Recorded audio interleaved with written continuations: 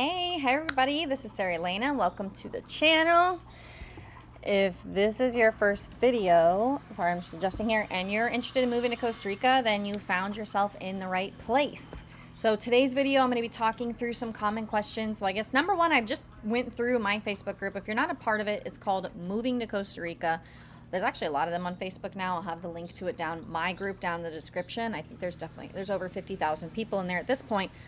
So I pulled some just questions at random from the book, from Facebook, and just to go over them with you, and hopefully you can answer some, maybe some things that you have. So yeah, if you're thinking about moving to Costa Rica, like I said, you're in the right place. I do scouting trips, relocation, we have retreats, we have a podcast, so make sure you're really subscribed to those things. Like the podcast is really fun and amazing, lots of really good golden nuggets of information that comes out on there. This channel has lots and lots of free info for you too. And if you're curious about what we do and how we actually help someone relocate or with their scouting trip, or if you want to see our upcoming retreats, you can go to my website, which is down in the description below, and check it out. I also have my do-it-yourself e-course. That's our more affordable option. That's been out for almost a year now, and it's been rocking and rolling. It's a great course too. It's better for someone who's maybe thinking about Costa Rica or just needs like a more budget-friendly option. So, all right, let's get into the video. So let me pull some. So these are some that I pulled from the group, and then I'll probably just go over some extras too, because I don't want this video to get crazy long anyways. So question number one that I found in the group is, hello, friendly people. Is it correct that I cannot use my employment income to apply for temporary residency in Costa Rica? So yes, that is correct. You cannot use income from employment in order to apply for temporary residency. There's a few different categories, and I'm going to run them down for you real quick. There's some construction going on next door. So, okay, category number one would be, well, pension. So someone coming over with a lifelong pension of at least $1,000 per month.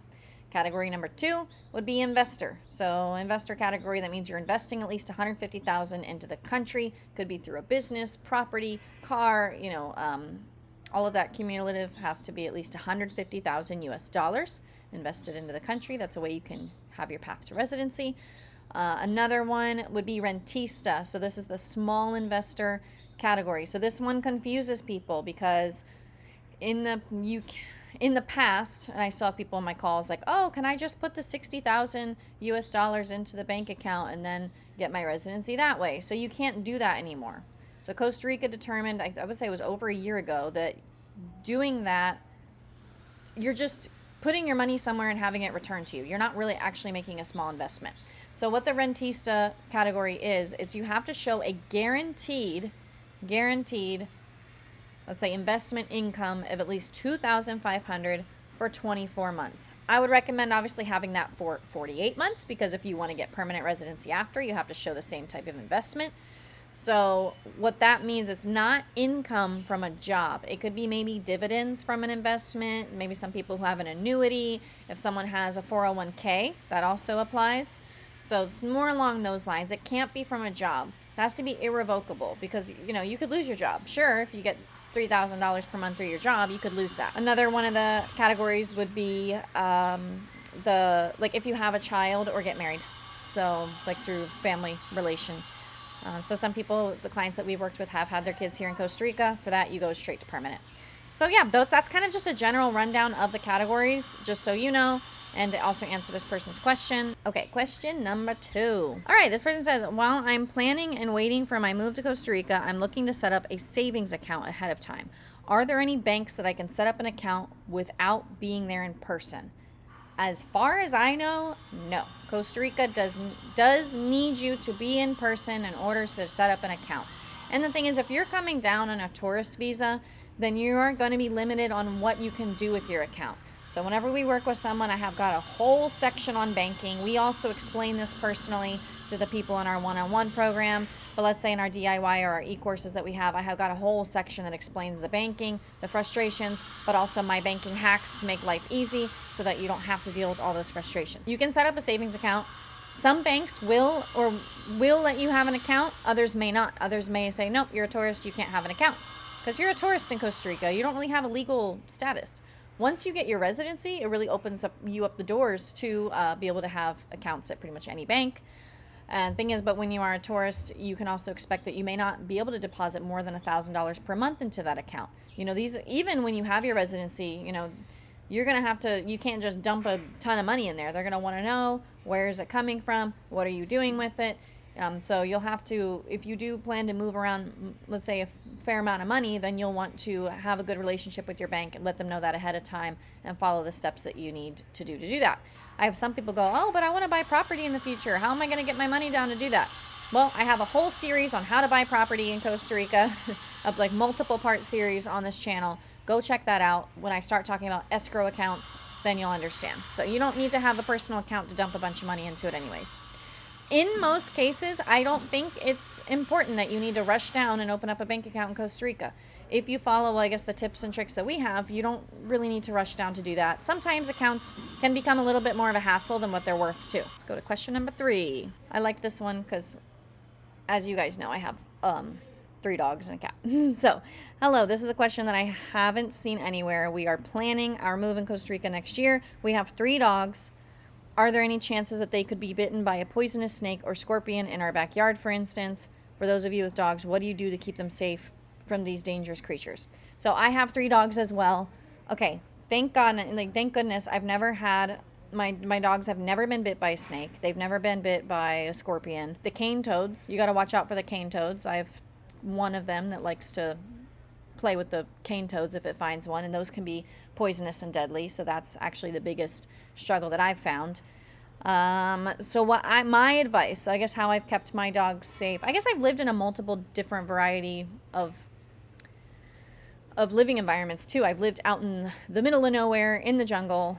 I've lived in more neighborhood settings. I've lived in settings where sometimes it's not really possible for that type of wildlife to get in or get around on the property, but then I've lived in a lot of settings where it is. Luckily, the dogs that I've had, all except one, have been more street dogs, and street dogs are pretty smart. They should have good instincts about them, so I haven't had too many of those issues, but I understand, you know, you guys coming, your dogs probably were not street dogs, you know, prior to coming to Costa Rica. So my advice would be, these kinds of creatures, let's say scorpions or snakes or even the toads, they come out in the evening times and the nighttime typically. So what I would say is, you know, if you're really that worried about it or concerned about it in your area, don't leave your dog outside unsupervised during those hours, you know, during the, let's say, sunset time, because typically, let's say, snakes during the daytime are going to be sleeping. So a lot of the creatures that maybe you're scared about for your pets are probably nocturnal. So just either, yeah, don't allow them outside unsupervised, perhaps in your yard, and that would be my biggest advice. Have activated charcoal handy, at least for the toads. I know that that's helpful. We've also put lime in their mouths, dumped milk down there. I don't know, it's just a Costa Rican, that's what they said for me to do. So, so far they're still alive, the dogs. Yeah, that would be my best advice. Also, if you feel like your dog is one of those that's going to chase things, or let's say if you're out on a hike, then leash them. Like, put them on a leash on their hike. So like one of my dogs, Azu, I can go to the beach and let him off leash and he's fine. But if I'm going to go on a hike, then I'm going to have him on a leash because I know him. He will absolutely chase whatever he sees. So some of it's just knowing your pet. Whereas, you know, I do have a dog, my other dog, Chiliguado, like if he would stay, he wouldn't chase those types of things. He's a smart guy. So it's also just knowing your dog. But it's not something that I like worry about so much that it doesn't keep me up at night. Let's put it that way. Okay, another question here. Here we have, I'm waiting for my residency to process. As I understand, I can stay in Costa Rica as long as I want with no need to leave at the 180-day mark. Is this true? Yes. Yes, this is true. If your residency is in process, you do not need to leave Costa Rica for the 180 days. Like after, you know, the 180 days. So you're good. Yeah. So I mean, that's kind of a simple answer, but I did want people to know that because I've come across people who did not know that. And I think it's important to know. So let's say your residency takes 9 months or a year to get approved. It's okay. You can still be here that 9 months or that year. You don't have to continue doing those border runs. Okay, these are 2 ones that I just kind of pulled from my brain that I think are really good ones. So one would be, should you rent first or come and buy a property in Costa Rica whenever you move? I highly suggest renting first. I'm a huge proponent of rent until you're 1,000% sure on your area, rent until you're 1,000% sure of Costa Rica. So definitely rent first. There's no harm in renting, right? There's no harm in renting. The thing is, if you end up buying and you end up not wanting to be in that area, or just life changes happen, things happen, and you end up not wanting to be in Costa Rica anymore, selling that property isn't going to be just a boom thing. You know, it can actually take a while to sell. So it really could become a hassle if all of a sudden your plans do change. So I'd give yourself some time to settle. And also, like, make sure you've really explored all the areas that are the best fit for you. I do have some people who come down and they're just really intent on buying. They're like, no, we want to buy. And okay, by all means, you guys are also adults. You can make your best decisions. But I will say outwardly, I recommend renting first in Costa Rica. And the last question I wanted to answer is that I get this a lot too. People will say, oh, I want to bring my car, or we're going to ship our car. Should you ship your car or should you just buy one locally? 99% of the people that we work with in our relocation program are buying cars locally. There's a reason for that. So number one is import taxes. You might say, but Sarah, you know, there's the rule now, no import taxes if you get your residency. Residency can take a while. I mean, you could be waiting a year, to be honest with you. I don't know. Immigration's very unpredictable. It's like they throw up all the applications and just kind of pick whoever out of the pile. So someone will get a response in 3 months, the other person 13 months. Who knows? So I wouldn't rely on that. Also, that bill, I need to see how much longer we have, but that bill is not going to be around for too much longer. I don't know of an extension. I can keep you guys updated on that. So I don't know how much longer that's going to be around. So typically, you're going to be looking at import taxes on your vehicle, perhaps. And also, you got to think about the time it would take you to get your residency, the time it's going to take to bring the vehicle in, get it through customs. I mean, you might not have your vehicle for a year and a half after your move. Think of all that money that now you're going to spend prior to that, potentially on car rental or maybe getting something else, and just kind of the hassle. That's not super convenient. So for most people, they're like, oh, like that's not going to work. Where I have seen it work is whenever we're working with someone who is a year or a year and a half away from their move, but they're coming down early, they're filing residency, they're going back home. Like maybe, for example, let's say we have someone who's retiring, or someone who just knows, yeah, we're going to move in a year and 3 months, but we're coming down next month, we have all of our papers ready, we're going to file our residency, we're going to be back at home, we have things we have to wrap up, maybe we're not retiring yet, or we still have work commitments, or we're not going to be able to be fully remote until a certain time next year. So then they'll go back home, they wrap things up, they live their lives, they get their approval, then they can maybe start working on that process of shipping their car down and organize it so the car arrives either around the time they do or a little bit after. Maybe now it's just a few months of accommodation versus a whole, year plus without their vehicle, potentially. So this is why I see most people do not ship their vehicles.